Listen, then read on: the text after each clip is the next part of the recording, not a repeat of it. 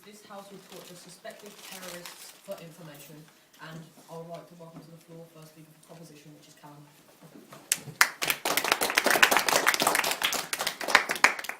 I'm Callum and I'm from Kingsbury School and Sports College, and I'm on the proposition side for the debate. This House would torture suspected terrorists. Now, firstly, before I like to start, I'd like to define what we mean by a terrorist.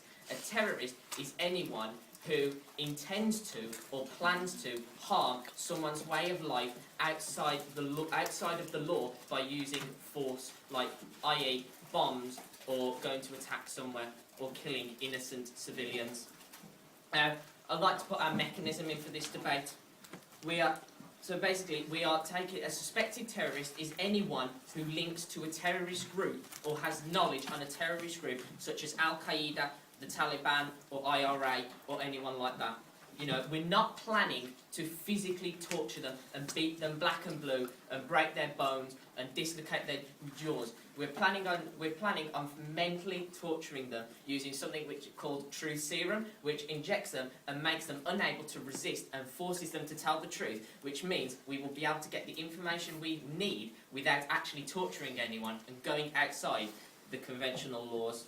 We will put them in solitary confinement. So they will not be able to communicate with anyone, they'll not be able to tell people what's going on, they'll be in solitary confinement, so they'll be with us and us only, so only we can get the information. And we're doing this to protect our country, to protect people that we love, not to hurt people. And we're not going in to kill, we're just going in to get information to protect ourselves. In my speech, I will have 2 points, and that is the suffering of a nation is greater than the suffering of one person, and deterrent. Cameron, our second speaker, will have 2 points, and that's save money and gathering information. Abdurrahman, our third speaker, will have eye for an eye, and it's the best for the public. And Daniel will summarise the debate for us and as a whole. Now to my first point, the suffering of a nation. This nation and another great nation, America, have both suffered in the 9/11 attacks and the 7/7 bombings, which I'm sure every one of you have heard of, which is where the 9/11 was where terrorists have flown planes into the Pentagon and into the World Trade Center, and the 7/7 bombings was where they went on tube trains, tube stations and buses and blew them up, and it caused 49 people to die. Now, is this right? No, it's not right. It's not right for one person or a group of, say, 5 or 6 individuals coming over to another country and being a terrorist, committing acts of terror and hurting our civilization and killing people, innocent people who have never gone over and hurt them, never said anything against them. They've just gone on with the way of life. It's not fair time's gone, and it's not fair to keep doing that to them.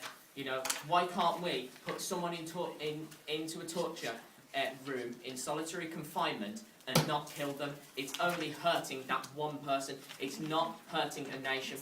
And deterrent, which is my second point, only a small point, but if this news gets out and we're torturing them, then it will act as a deterrent and it will stop other people from becoming terrorists. Now, just before I sit down, I'd like to appeal to our judges over there who are absolutely fantastic, and they know and they have a sense, they have a sense of responsibility and they have a duty to protect us. Thank you. Hello, my name is Adam, I'm the first speaker for the opposition. I'm going to be talking about false suspicion and broken into submission.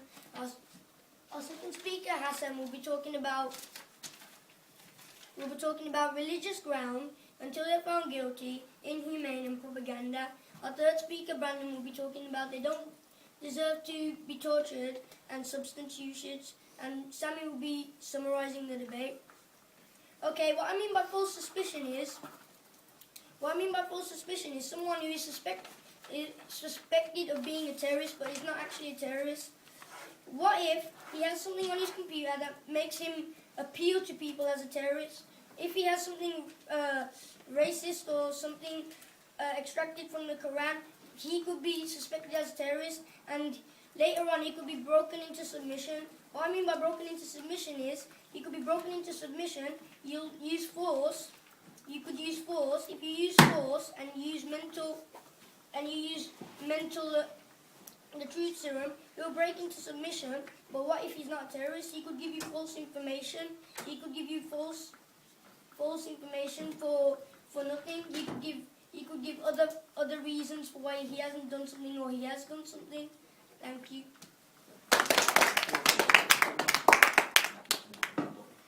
Okay, Cameron, I'm the second speaker for the proposition, and I want to start with some rebuttal. Firstly, it's still against the law, even if he's not a terrorist, to do any of those things. And the person that we're going to interrogate cannot lie because we're giving them a truth serum. And I don't think you people are even talking the truth, so there's no point. Okay, so firstly, I'm going to start with my first point, which is evidence.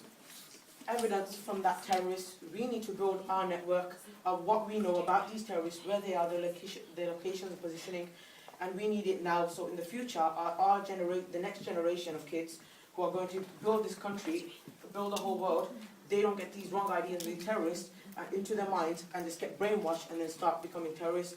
So if we interrogate them, we're not physically harming them, but mentally we're not even harming them, we're asking them for answers. We can go to the people in different countries or whatever they're doing, we can stop them from putting all these lies and you people say is okay on the internet, which is wrong. Okay, and what else? So we need the information, like I said, and if we get the information, we can stop people from other countries harming anyone else, because we don't want to harm the general public, and because they use the media, and they can use the media and get into the brains of people, and then they can make them into terrorists, and then there will just be a chain reaction where then we will have to interrogate the next generation, which is just wrong. And this leads on to my second point about money. Let me ask you a common sense question about mathematics. If you're paying £1 million on one side and £10 on the other, just as an example, to get the same result or something, what would you do? You would pay the £10 because it's the same thing. So, let's take example 9/11. We spent millions and millions of dollars just to repair that area and get everything on its feet.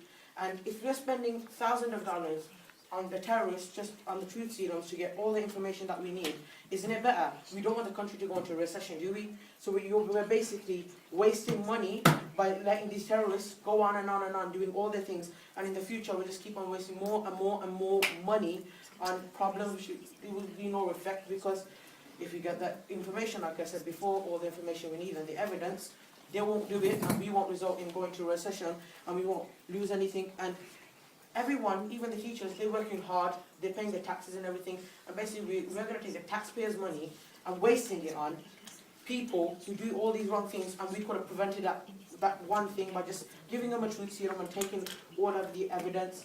And this goes on to what I'm going to say is that you guys, you're not understanding the point. You are still saying that it's wrong to torture a terrorist, even though they're doing all these things. And you're saying, okay, we'll spend all the hard-earned money on people, and we will let them go on free, and we let them spoil the next generation of children. I think that's just a bit dumb, and you should just reflect on what you're saying. Thank you.